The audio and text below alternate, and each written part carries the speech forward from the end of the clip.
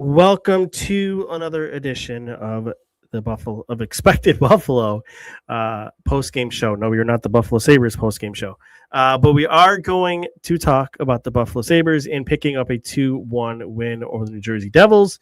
But first, we have to get to our excellent sponsors of One Pie Pizza, onepiepizza.com, in Hiller and Comerford, hillercomerford.com, 1866 Hiller Law for your local personal and injury disability go-to. Feels good to be back. Feels good to be back watching games again. That feeling before the break that I kind of wondered if it would return in terms of, I guess, being stressed and the anxiety of the winning, the losing, living on every single play. It was still there. I wondered if it would stick around after the playoffs or after the Olympics as we lead into the playoffs. But it did. It hung around, and it was like riding a bike, right? You picking that right back up where we were before we headed into that break. For the most part, it was a certainly sloppy game throughout.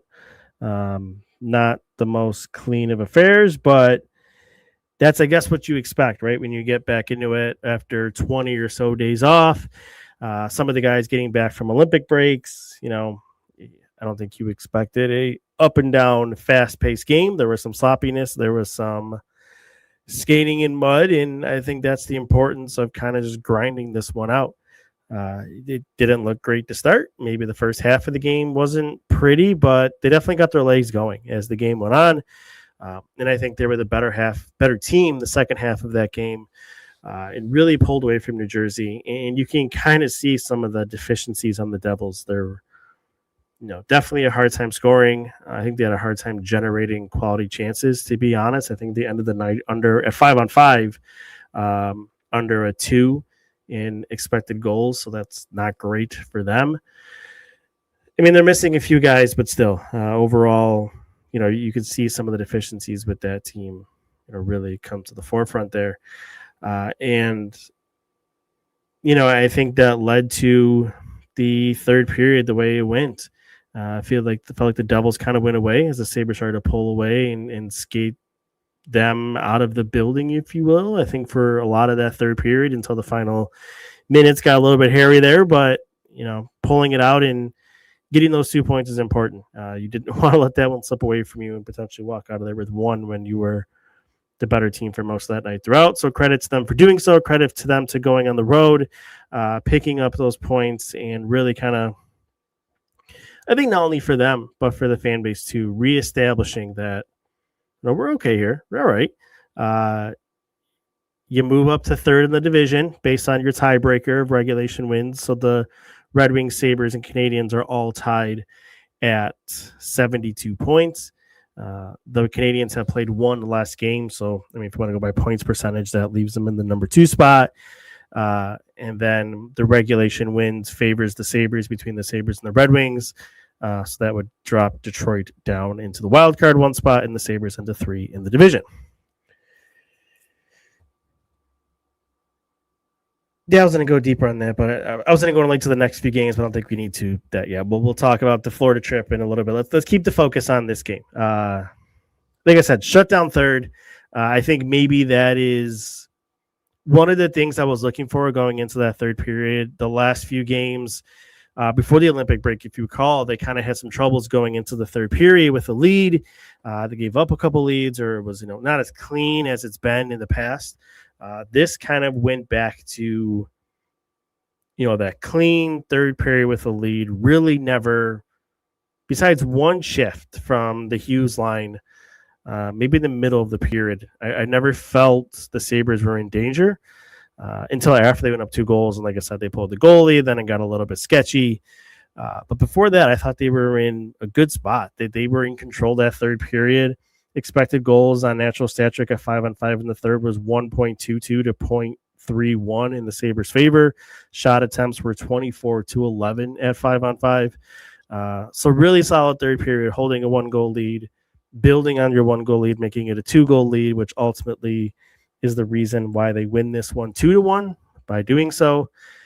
So I did want to shout them out for doing that, for putting a good performance out in the third period. One of the things that I wanted to see come back. One of the things I also wanted to see that didn't play out, and maybe we'll just chalk it up to rust or whatever, but the power play, that was brutal.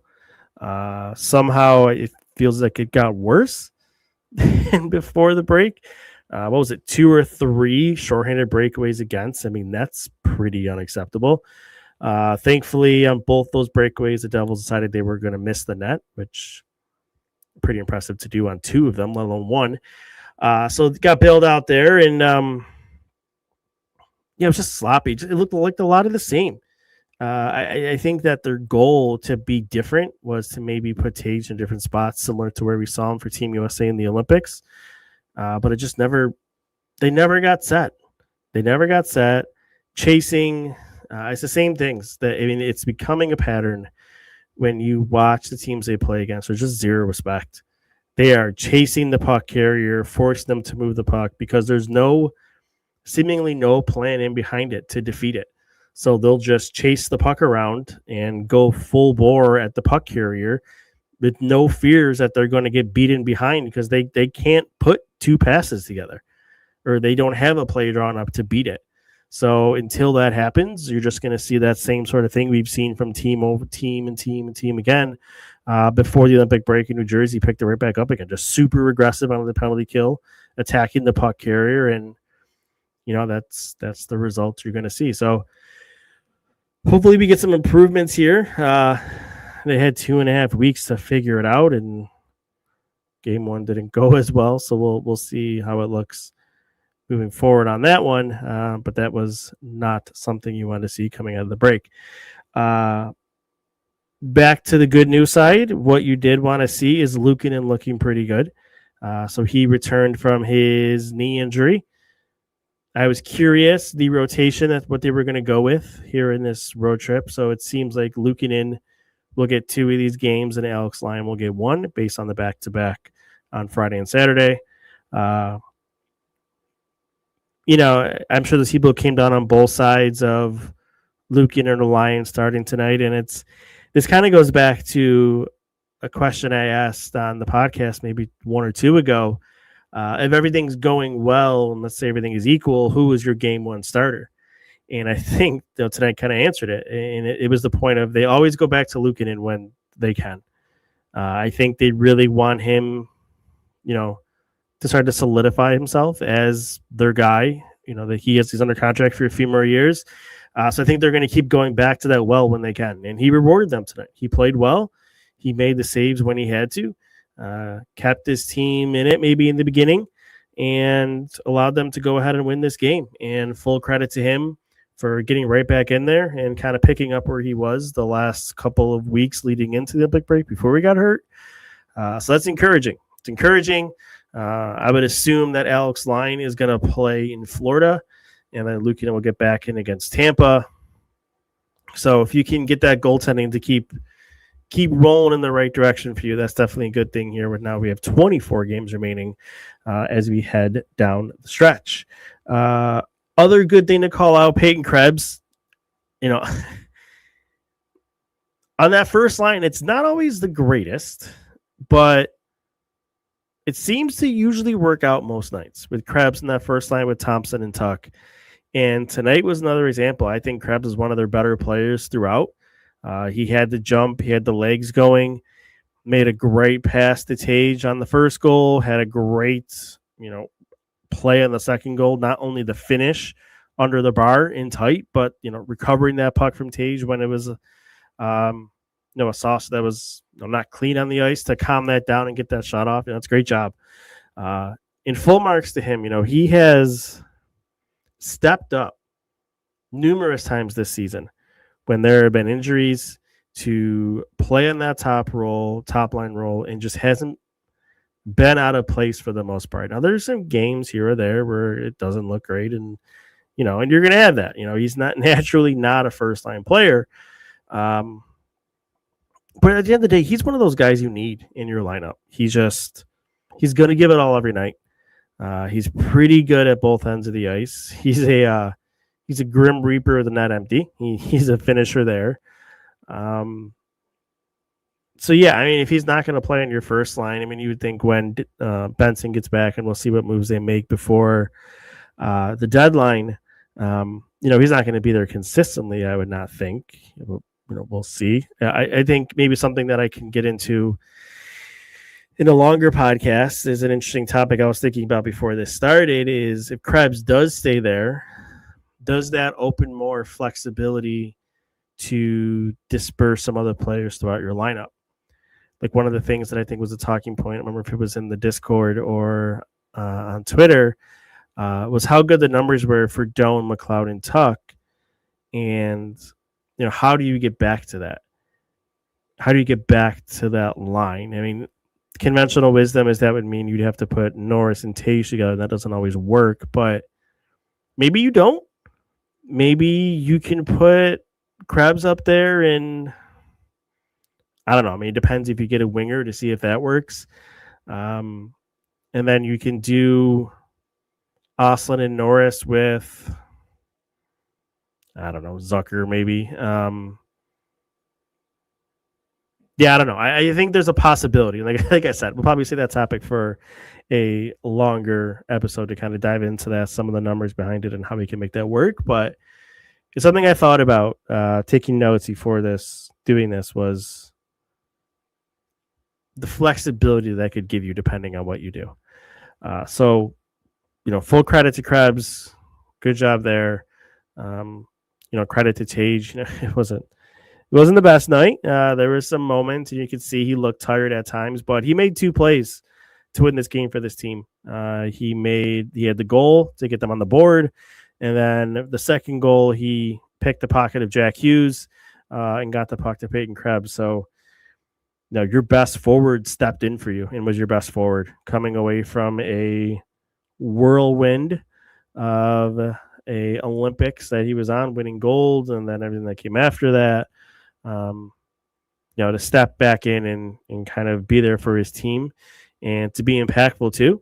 That's important, and credit to him for doing that. Jack Hughes, on the other side, maybe wasn't as effective tonight, although when he almost danced around 2 or 3 guys, I got really nervous.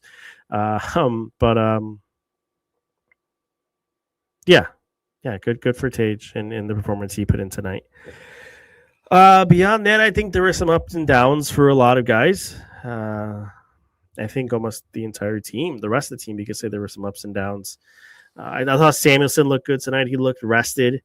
Maybe one of the better games I've seen him playing a little bit from an all-around standpoint, so that was good to see. Darlene, was fine for the most part. He had a pretty bad play on the power play, but other than that, I think he was okay. And then the rest of your blue line, up and down. I think Byram and Power both had their bad moments. Power, especially at the end of the game, he's tired. I understand what he's trying to do, not ice the puck there, but learning moment, teachable moment, man. You just got to hammer that down. Like, just take your icing. You're up 2 goals. It's all right. Just hammer that down. So hopefully a coach gets in his ear, teachable moment. Next time we're just going to fire that puck down. We're not going to try to be cute there and not ice the puck and clear the zone. Let's just make the safe, smart play and live to fight another day there. And then Kesselring, same thing. Just, I don't know. I'm trying not to be too hard on him. There's just a lot of up and down there, especially defensively. I don't know. I don't want to get overly negative, but I still feel like I need more there. I need better. I was hoping this couple of weeks off would help the injury. I mean, and again, it's one game, so I'm not going to go nutty about it. Nobody was, perfect throughout the entire game, and you kind of just, deal with this 1 3-week break, and you kind of just get through it, and then we'll see where we go over the next couple of weeks. But, I certainly need better there. Metsa was back to his usual and I say this in a nice way, unnoticeable self, just made plays he had to make. Wasn't like Bryson against Pittsburgh where a couple bad plays and up in your net. He was just there and did what he had to do. So credit to him. Anything else I want to touch on? Maybe the fourth line. Again, I don't want to end on a negative note, but that's still kind of a problem. I mean, it didn't kill him from a on ice perspective and the numbers. They still came out ahead, and it was a very nothing happened when they were on the ice situation. But I also felt like they were hemmed in their zone more than they were in the offensive zone. I didn't love them continually getting out against Jack Hughes, whether that was a Sheldon Keefe move or that was Lindy Ruff trying to match that up. I would hope it wasn't Lindy Ruff trying to match that up, because that just, I think most times it's not going to go well for you. Speaking of that, I feel like I need Ruff to do better from a situational awareness late in the game. I can't have that line being stuck on the ice. Now, that line for me shouldn't see the ice under 5 minutes left. You got to know where you are. You got to know they're going to be pulling their goaltender. To get that line stuck out, with Kessel ring out there too, not, the guy who hasn't had the best night defensively either. It's pretty inexcusable from a coaching standpoint. So, as we head towards the postseason, there's some things, you got to clean up, and maybe that's one of them. A little bit better situational awareness there from the bench. That's all you could really ask for. Yeah, I don't think I really have much else that stood out. The Norris Oslin Doan line, I think had a couple moments here or there. Their numbers as a line came out pretty decent. I think they were up in the 70-80% expected goal share as a line, 81%. So, credit to them on that one. I think Norris was pretty up and down. I think he started out pretty good. A lot of speed and noticeable. I think as the game went on, maybe less noticeable. But same thing. First game back in a while, so we'll just kind of we'll let that go here. Yeah, I think that's it. Good win to get us feeling good again. I think to maybe eliminate some of the nerves of some anxiety going into the Olympic break, coming out of it. I still feel like there's those people, and a little bit of me too, is waiting for the floor to drop on you. We keep crossing games off, and that hasn't happened yet. So this is 2 more points closer to that path to 98 or 100 points that solidifies you for sure in a playoff spot, and probably one of the top 2 spots in the Atlantic Division. So you got 2 points closer, and then now you have your Florida trip to look forward to with the Panthers on Friday, and then the Tampa Bay Lightning on Saturday. All right, well, I think that is it for tonight. Thank you, everybody, for listening. A nice win to get us going again, and we will talk soon. See ya.